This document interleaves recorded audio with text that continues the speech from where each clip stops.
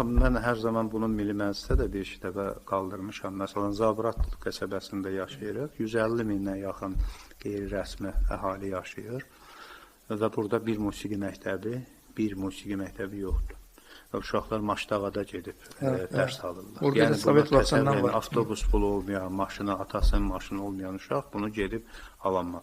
Biz bu yanaşma əslində mənim də fikrimcə doğru olmalıdır. Doğru nədir? Sən toxumdur, səpirsən, bütün toxumlar yaxşı məhsul gətirməyəcək. Amma o torpaq həm o toxumu özündə hiss eləyir, həm də ki, ora yaşıllıq yarada bilirsən. Cəmiyyət də belədir. Sən burada dünya görüşü yetkin şəkildə formalaşa bilən insan çoxluğu hazırlamalısan. İstəsən də, istəməsən də, musiqi təhsili olmayan, hansı bir peşə təhsili olmayan uşaq çayxanada vaxtını keçidən, yaxud da narkotik alüdəçisi olan, tində siqaret çəkən uşaqdan başqasına çevrilməyəcəkdir. Yəni, sən bunu sabahları sən cəmiyyətin gələcək həyatında sükunət yarada biləcək, normal, faydalı ola biləcək insan əvəzinə həbsxanada çoxalan insan sayını artırırsan. Biz buna yol verməməliyik. Ona görə də musiqi bir zövqdür, ədəbiyyat bir zövqdür, kitabxana bir zövqdür, idman bir zövqdür. İnsan bir şeyə bağlanırsa, hətta idmançı belə uşaqların, bizdə bunu keçən dəfə də müzakirə edəndə onu qeyd elədik. Yəni, yetkin bilik olmasa da, dünya görüşü olması önəmlidir ki, qırmızı kart almasın, kimisə söyməsin, kimisə tüpürməsin o oyunun ortasında başqa bir gücündən istifadə edib, küçədə davadalaş salmasın. Demək, küçədə davadalaş salmasın. Siz fikir verirsinizsə, yarımçıq idmanla məşğul olan uşaqlar daha çox. Peşəkar heç vaxt savaşmır. Peşəkar heç vaxt həmişə biraz yayınır. Bir vaxt oldu ki, bizim gözəl idmançılarımız dünya görüş məhdud olduğuna görə hara getdilər? Reketçiliyə. Getdilər, kriminal razborkalar deyirdilər də, bu haqq hesab çürütmə yerlərinə.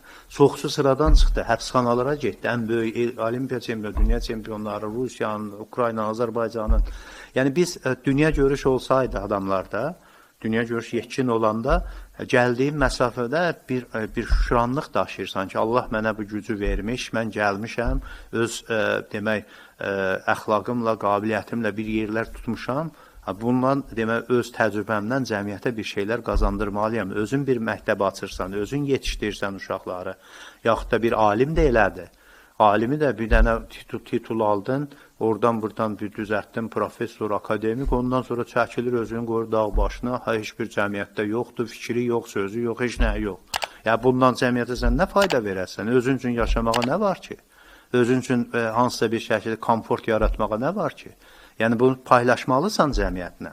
Yəni, bu elə dinimiz də bunu deyir ki, yəni zəkat nə deməkdir? Zəkat da isə pulun paylaşmağı demək deyil. Zəkat insanın təcrübəsinin, biliyinin, peşəkarlığının paylaşılması deməkdir. Kiməsə ötürməlisən, bir alim bir fikrini ötürmürsə, bir kitabını yazmırsa, o kitabını cəmiyyətə çatdırmırsa, öz düşüncələrini çatdırmırsa, bunun sonra günahını necə daşıyasın sən? Bunun sorğu sualına necə cavab verəsən?